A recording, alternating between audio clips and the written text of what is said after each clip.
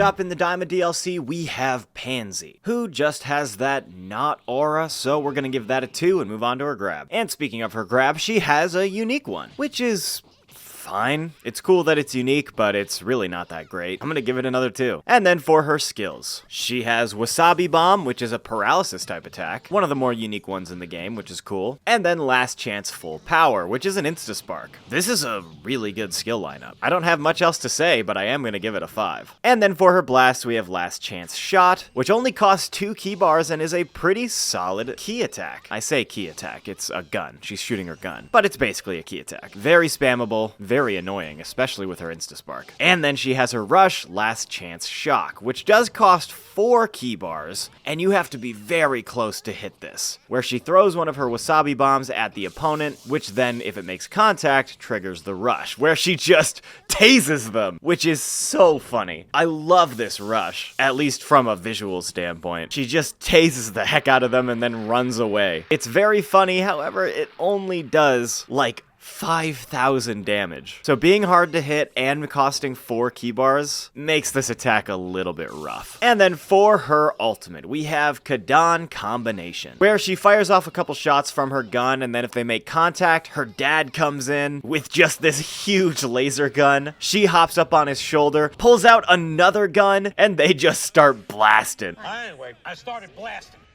Everything about Pansy's moveset is just so funny to me. The moves themselves aren't anything spectacular, but they're fun, and again, having that Insta-Spark paired with a 2 key bar ranged attack, I'm gonna give this blast lineup a 4. As for Pansy's overall aura, you know, I like this character. She definitely leans more into the gadgets and the gizmos side of things than any other character in the roster so far, outside of maybe Mr. Satan, and I like that. She's got silly attacks, she's scrappy, there is just nothing funnier to me than her pulling out a bunch of guns and just shooting the opponent a bunch. I'm gonna give her aura a 5.